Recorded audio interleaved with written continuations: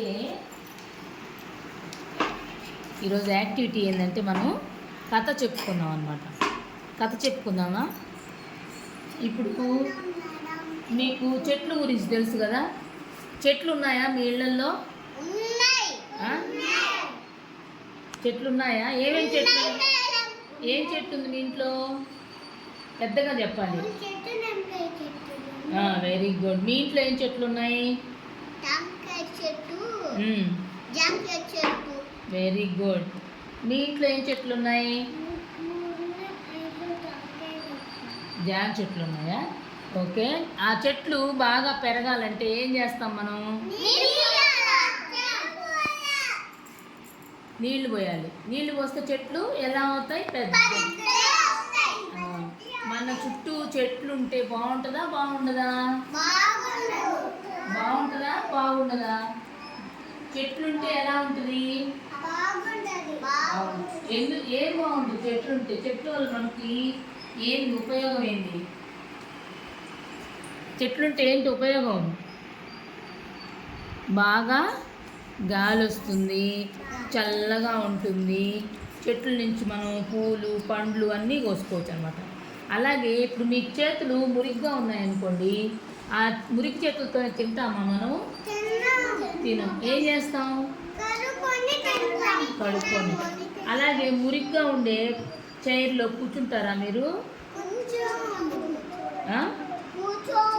ఏం చేయాలి అప్పుడు మురిగ్గా ఉండే చైర్ని? ఓకే. ఇప్పుడు మనం కథ చెప్పుకుందాం. ఏం కథ అంటే చింటూ అడవిని శుభ్రం చేయడం. అడవిని శుభ్రం చేస్తుంది. చింటూ అంటే ఒక ఉడత అనమాట. ఆ ఉడత పేరు చింటూ. ఉడత పేరేంటి? చింటూ. ఒకరోజు అడవిలో చింటూ అనే ఉడత ఆకుల మీద నడుస్తూ ఏదో వింతగా ఉన్నట్లు గమనించింది. ఆ ఉడత ఏం చేస్తుందంటే, చింటూ నడుస్తూ ఉంది అడవిలో. దానికి ఏదో వింతగా అనిపించింది, చూస్తుందన్నమాట. అడవిలో చెట్లన్నీ విచారంగా ఉన్నట్లు, చెట్ల కొమ్మలకు ఆకులు లేకుండా ఉన్న ఆకులు వంగిపోయి ఉన్నాయి. అడవి ఇంతకు ముందులా సంతోషంగా లేదేంటి అని ఆశ్చర్యపోయింది. ఈ చెట్లన్నీ ఏమైనాయంటే వంగిపోయి ఉన్నాయన్నమాట. ఆకులు లేకుండా ఉన్నాయి. ఆకులు సగం వంగిపోయి ఉన్నాయి. ఎందుకు ఇలా ఉంది అని చెప్పరనేసి అని అనుకుని ఆశ్చర్యపోయింది. ఈ విషయాన్ని తెలివైన పాత స్నేహితుడు కింటూని అడిగింది. ఈ చింటూకి ఒక స్నేహితుడు అన్నాడనమాట. ఆ స్నేహితుడి పేరేంది? ఫ్రెండ్ పేరు కింటూ. ఓకేనా? అప్పుడు మనుషులు జంతువులను చెట్లను జాగ్రత్తగా చూసుకోకపోవడం, చెట్లను నరికివేయడం, కాల్చివేయడం చేస్తున్నారు. అందుకని చెట్లు బాగా లేవు అని కింటూ చెప్పాడు. ఈ చింటూని అడిగింది ఫ్రెండ్ని అడిగింది, ఏమని, ఎందుకు ఇలా ఉంది అడవి అంటే, ఈ మనుషులందరూ ఏం చేస్తున్నారంటే చెట్లని నరికేస్తున్నారు, కాల్చేస్తున్నారు, అందువల్ల అడవి బాగాలేదు అని చెప్పనేసి చెప్పింది. ఎవరు చెప్పారు? చింటూకి కింటూ చెప్పాడనమాట. చింటూ అడిగింది కింటూని, అప్పుడు కింటూ చెప్పింది. అప్పుడు పిచ్చుక, చిలుక, గాడిద, ఏనుగు, నెమలి, కుందేలు, సింహం మొదలైన స్నేహితులందరితో కలిసి చెత్తను శుభ్రం చేసి కొత్త మొక్కలు నాటి తమ చుట్టూ ఉన్న పరిసరాల పట్ల శ్రద్ధ తీసుకున్నారు. వీళ్ళందరూ ఏం చేశారంటే, అడవిలో ఉండే పిచ్చుక, చిలుక, గాడిద, ఇవన్నీ జంతువులు ఉంటాయి కదా అడవిలో, అవన్నీ కలిసి ఏం చేశాయి, చెత్త అంతా శుభ్రం చేసేసి కొత్త మొక్కలు నాటారనమాట. కొత్త మొక్కలు మనం నాటాం కదా,